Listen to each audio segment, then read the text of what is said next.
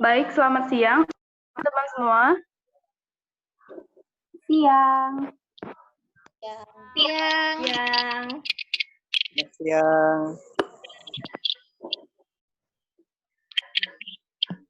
Alhamdulillah pada siang. Hari ini Selasa tanggal 30 Juni 2020 menurut data Kesehatan Dunia WHO itu terkonfirmasi positif 10,3 juta kasus corona, sembuh 5,21 juta, meninggal dunia 504.000 orang, dan di Indonesia sendiri, menurut Satuan Gugus Penanganan COVID-19 oleh Kementerian Kesehatan Republik Indonesia, itu terkonfirmasi positif 55.090 orang, sembuh 23.800 orang, meninggal dunia 2.805 orang. Oke, kita akan melakukan penyuluhan terkait edukasi dan pencegahan COVID-19. Namun sebelum itu, marilah kita semua melafazkan lapas basmalah secara bersama-sama. Bismillahirrahmanirrahim. Sebelum kita mulai penyuluhannya, dari kelompok 4, ucapan terima kasih kepada Bapak Pembimbing, yaitu Bapak Fitri Nopriadi, MKes. Kelompok 4 ini berjumlah 10 orang, yaitu Amatullah Nabila, Farah Nadia, Haidir Ali, Mutiara Agar Septiani, Rahayu Dwi Putri, Rahma Kesuma Wardani, Rati Agustriani, Sisi Lestari, Yoci Ajeng Tridita, dan Yulisa Trihasana. Baik, perkenalkan saya Rati Agustriani sebagai moderator pada hari ini. Kita akan memaparkan beberapa materi. Yang pertama itu tentang definisi tanda gejala dan penularan yang akan disampaikan oleh Saudari Farah Nadia. Kalau sudah siap, Farah, bisa dimulai? Ya. Saya moderator. Kepada Farah, disilahkan. Baiklah, pertama kita harus mengetahui apa itu definisi dari COVID-19 itu. Jadi COVID-19 atau coronavirus adalah keluarga besar dari virus yang menyebabkan penyakit pada manusia dan hewan. Nah, pada manusia itu biasanya menyerang pada saluran pernafasan. Biasanya itu mulai dari flu biasa hingga menjadi penyakit yang serius seperti SARS dan MERS. Nah, mengapa disebut dengan COVID-19? Karena COVID-19 ini adalah virus corona yang ditemukan pada Desember 2019 di Wuhan, China. Next.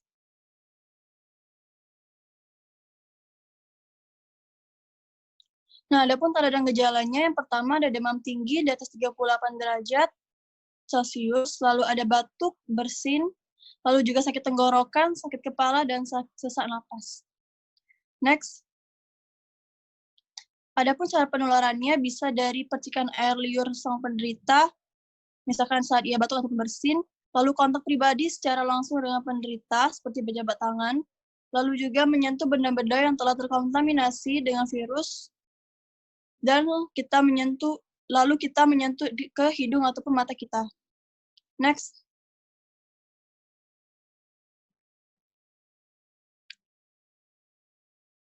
Adapun penularannya bisa terjadi karena kita tidak menjaga kebersihan tangan, tidak menjaga kebersihan setelah bepergian, terjadi interaksi dengan banyak orang, tidak isolasi diri setelah kembali dari wilayah pandemi, dan kurangnya pemahaman tentang virus corona.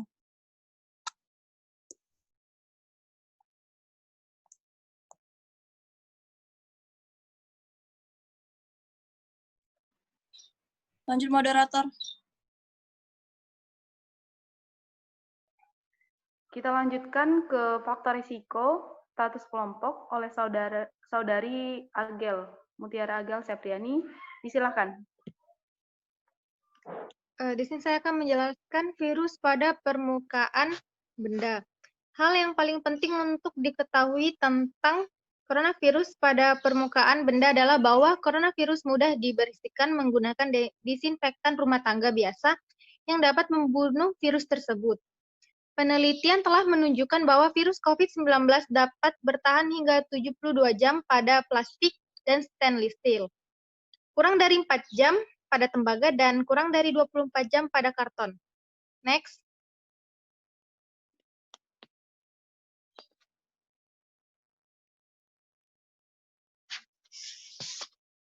Faktor risiko COVID-19. Yang pertama yaitu orang yang tinggal atau berpergian di daerah di mana virus COVID-19 bersirkulasi. Lalu orang yang lebih tua, lansia, dan orang-orang dengan kondisi medis yang sudah ada sebelumnya seperti asma, diabetes, penyakit jantung, dan tekanan darah tinggi. Itu lebih rentan untuk terkena COVID-19.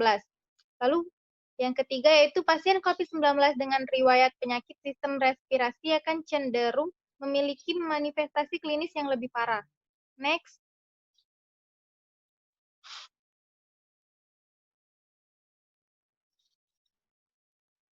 Tingkatan kelompok yang perlu dipantau. Yang pertama yaitu OTG atau orang tanpa gejala. OTG ini memiliki resiko tertular dari orang positif COVID-19. Orang tanpa gejala merupakan kontak erat dengan kasus positif COVID-19. Lalu ada ODP atau orang dalam pemantauan dengan mengalami demam 38 derajat Celcius atau lebih, lalu punya riwayat demam atau gejala gangguan sistem pernapasan seperti pilek, sakit tenggorokan atau batuk, lalu mengalami gejala gangguan sistem pernapasan seperti pilek, sakit tenggorokan, dan batuk. Lalu 14 hari terakhir sebelum timbul gejala memiliki riwayat kontak dengan kasus konfirmasi atau mungkin sudah positif COVID-19. Next.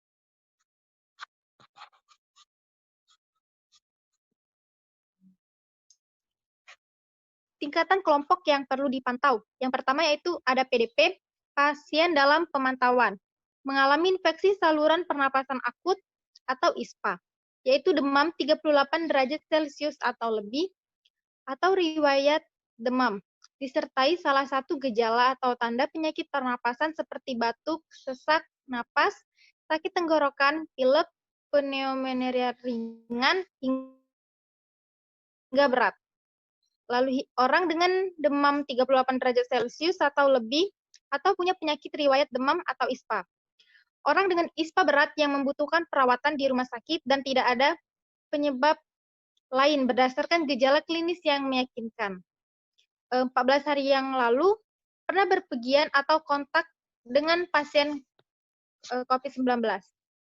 Lalu ada konfirmasi, yaitu pasien yang terinfeksi COVID-19 dengan hasil pemeriksaan tes positif melalui pemeriksaan CPR. Next, moderator. Baik, terima kasih Saudari Mutiara Agel. Selanjutnya, materi tentang pemeriksaan protokol kesehatan yang akan dibawakan oleh Saudari Amatullah Nabila. Kepada Amatullah, dipersilakan. Nah, selanjutnya saya akan melakukan pembawaan materi mengenai pemeriksaan COVID-19 dan protokol kesehatan penanganan COVID-19. Di Indonesia ada beberapa tes yang dilakukan untuk memeriksa apakah seseorang itu positif atau tidak COVID-19. Yang pertama yaitu ada rapid test. Nah, rapid test ini merupakan tes dengan mengecek imunoglobulin dalam darah kita, di mana hasilnya itu bisa keluar 15 sampai 20 menit.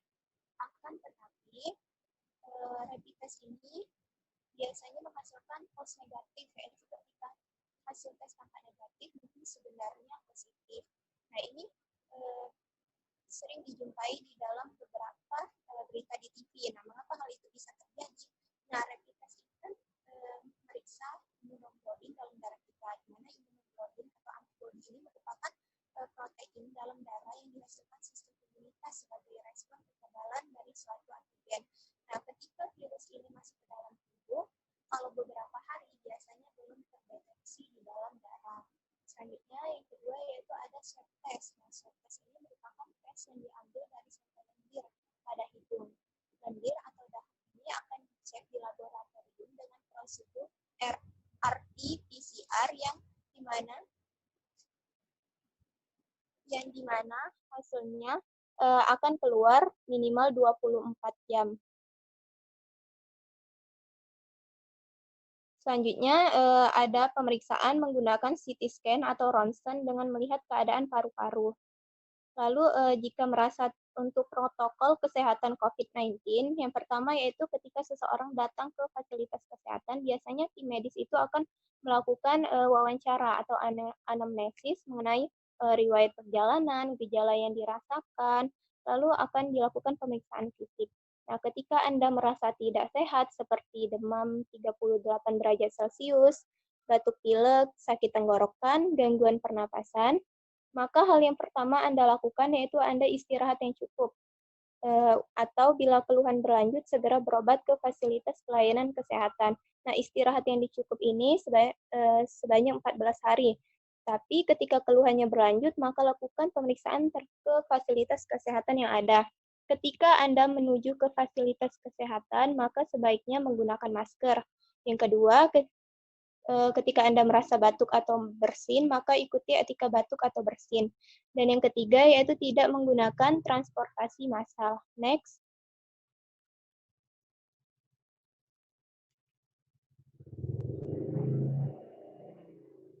Next. Nah, tenaga kesehatan di fasilitas pelayanan kesehatan akan melakukan screening terlebih dahulu. Yang pertama, jika memenuhi kriteria suspek COVID-19, maka akan dilakukan perawatan atau rawat jalan tergantung dari diagnosa dan keputusan dokter. Lalu jika memenuhi kriteria suspek COVID-19, maka akan dirujuk di salah satu rumah sakit yang siap untuk melayani penanganan COVID-19 dengan didampingi oleh tenaga kesehatan yang menggunakan alat pelindung diri. Selanjutnya, next.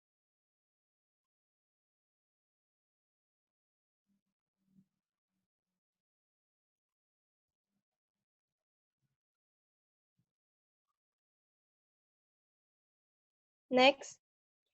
Nah, ketika di rumah sakit rujukan, spesimen dari pasien dalam pemantauan ini akan diambil untuk pemeriksaan laboratorium dan pasien akan ditempatkan di dalam ruang isolasi.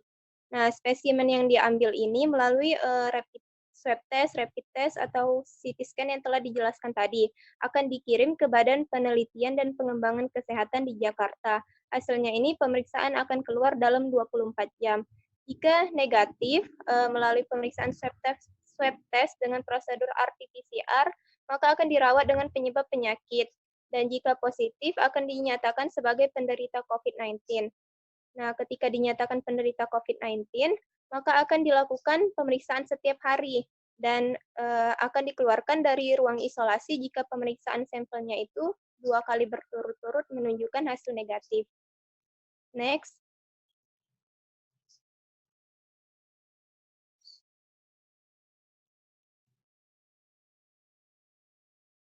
Selanjutnya, jika Anda sehat namun memiliki riwayat perjalanan 14 hari yang lalu ke negara terjangkit COVID-19 atau ke daerah pandemi yang dimana saat ini dikenal dengan zona merah, maka bisa lakukan self-monitoring atau isolasi diri. Selanjutnya, jika Anda merasa pernah kontak dengan kasus konfirmasi COVID-19, maka segera lapor ke petugas kesehatan dan periksa ke fasilitas pelayanan kesehatan yang terdekat. Lanjut, moderator.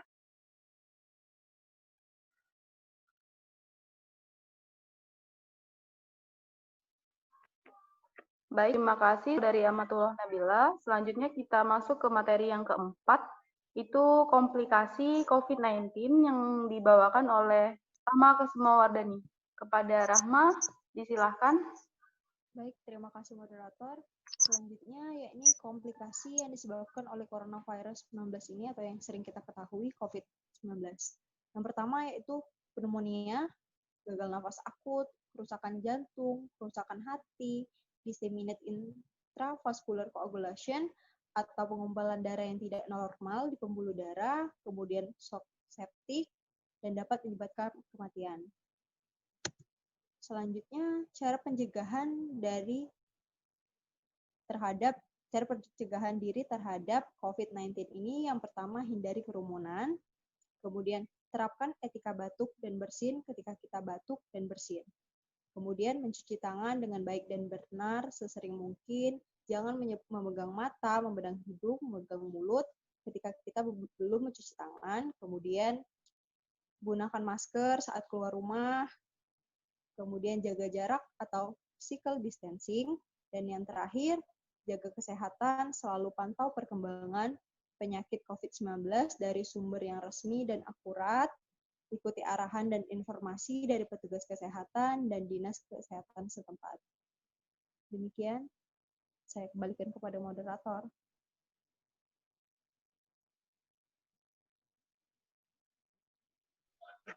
Terima kasih Rahma Kusumawardani. Atas selanjutnya, kita lanjut aja ke materi tentang cuci tangan yang akan didemonstrasi dijelaskan oleh Saudari Yoci Ajeng Triditya AH. Pada Yoci,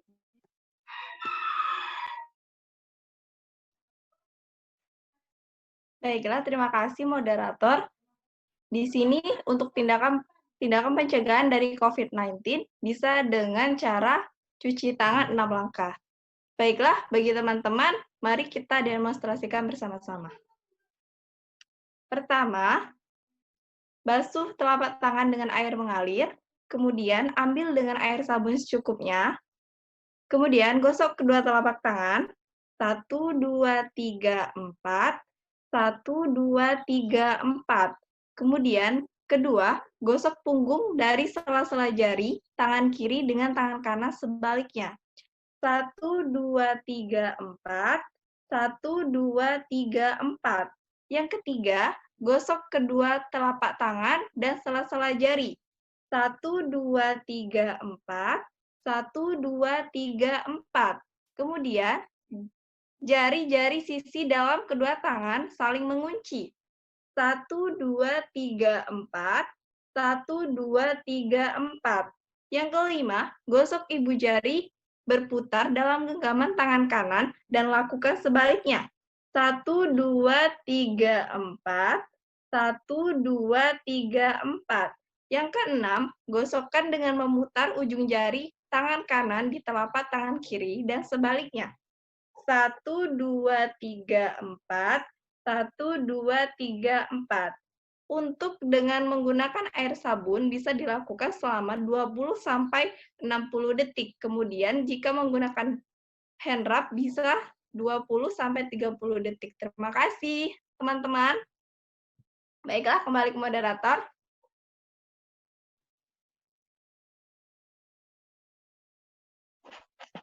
baik, terima kasih Saudari Yoci Ajeng. Selanjutnya ke etika batuk, penjelasan dan demonstrasi oleh Yunisa Trihasana. Silahkan. Baiklah, terima kasih kepada moderator. Selanjutnya saya akan mendemonstrasikan bagaimana cara etika batuk yang benar.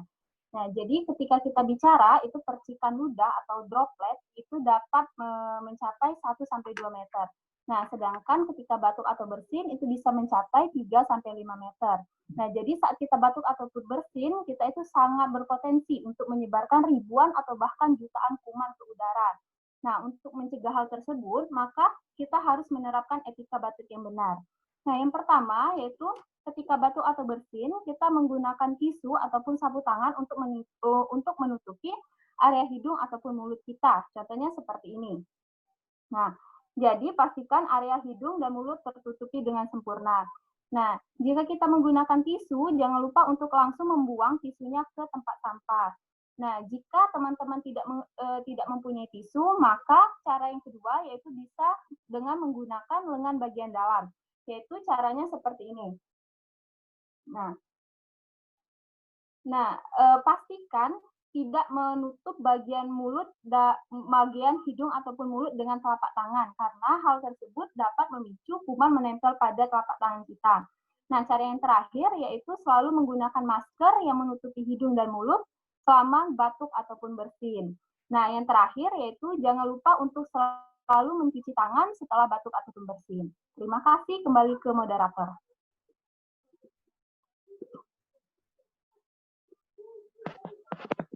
Terima kasih pemaparan Yunisa.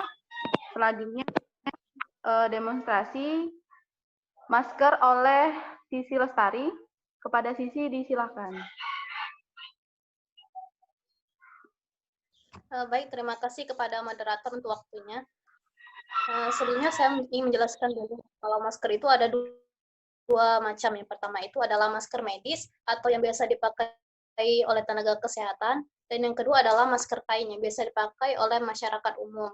Lalu siapa saja sih yang dianjurkan untuk memakai masker ini? Yang pertama itu yang dianjurkan adalah jika Anda dalam keadaan batuk ataupun pilek atau bisa dikategorikan dalam keadaan sakit, itu sangat dianjurkan untuk memakai masker.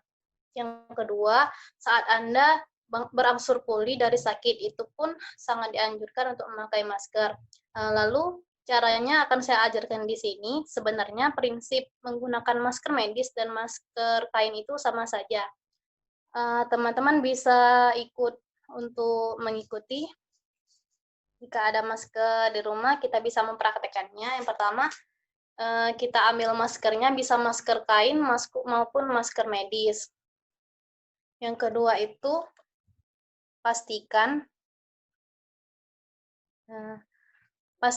tutup mulut, hidung, dan juga dagu Anda. Lalu pastikan bagian belakang masker ini, bagian masker kan ada dua, ada yang berwarna dan juga ada yang tidak berwarna. Pastikan bagian tidak berwarna itu di bagian dalam, dan bagian berwarna ini ada di bagian luar. Lalu kita pasang maskernya, lalu diikatkan.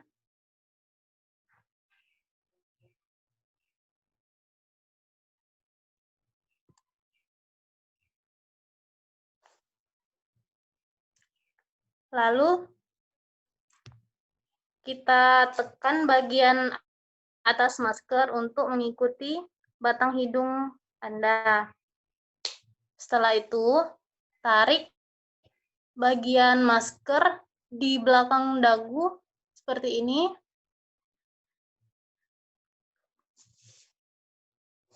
Setelah selesai dipakai masker, untuk lepasnya pun Anda tidak dianjurkan untuk memegang bagian sisi maskernya, tetapi dianjurkan hanya untuk memegang talinya saja, seperti ini.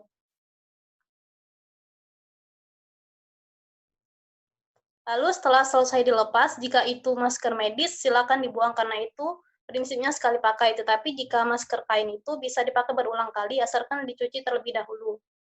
Setelah selesai melepas maskernya, jangan lupa untuk mencuci tangan, baik menggunakan sabun maupun menggunakan hand rub.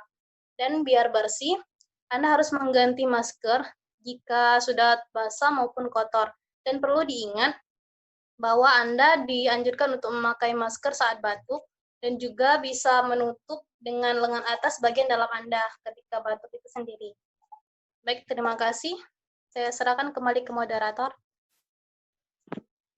Terima kasih dari Sisi Lestari atas demonstrasinya. Semoga bermanfaat. Selanjutnya adalah diskusi seminar oleh Saudari Haidir. Kepada Saudara Haidir, diterahkan. Baiklah, terima kasih kepada saudari moderator. Dari kesimpulan seminar pada hari ini, ialah coronavirus atau COVID-19 adalah virus jenis baru yang ditemukan di Wuhan yang menyebabkan penyakit infeksi saluran pernapasan pada manusia. Untuk tanda dan gejalanya, yakni demam lebih dari 38 derajat Celcius, sesak napas, sakit tenggorokan, dan sakit kepala. Untuk cara penularannya, yakni melalui droplet atau percikan air liur pengidap COVID-19 atau kontak langsung dengan orang yang menderita penyakit COVID-19. Untuk faktor resikonya, orang yang lebih rentan dengan komplikasi, orang yang tinggal di daerah COVID, pasien COVID yang memiliki riwayat penyakit sistem respirasi. Tingkat kelompok yang perlu dipantau dibagi menjadi 4, yakni OTG, ODP, PDP, dan terkonfirmasi. Pemeriksaan COVID-19 itu ada 3. Yang pertama itu rapid test, yang kedua itu swab, dan yang ketiga adalah CT scan atau ronsen. Komplikasi dari COVID-19 itu ada banyak, diantaranya ada pneumonia, kerusakan jantung, shock septik, dan kematian. Nah, untuk cara pencegahannya, yakni dengan yang pertama menghindari jarak atau kontak langsung dengan orang lain atau menjauhi kerumunan. Yang kedua, menjaga etika batuk dan bersin. Yang ketiga, mencuci tangan dengan baik dan benar. Yang keempat, menghindari memegang area hidung, mulut, mata sebelum mencuci tangan. Dan yang terakhir ialah menjaga kesehatan selalu. Baik, mungkin sampai di sini kesimpulannya. Saya kembalikan kepada moderator. Terima kasih. Terima kasih kepada Saudara Haidir telah menyampaikan kesimpulan ini. Baik, karena di penghujung, mari kita tutup webinar kita pada hari ini. Kepada seluruh pemateri, terima kasih. Semoga kegiatan ini bermanfaat. Semoga audiens yang mendengarkan Zoom ini, semoga bermanfaat, semoga bisa menambah ilmu pengetahuannya. Tetap patuhi protokol kesehatan COVID-19 2020 dan stay healthy. Terima kasih. Wassalamualaikum wabarakatuh. Waalaikumsalam warahmatullahi wabarakatuh. Semoga bermanfaat ilmunya.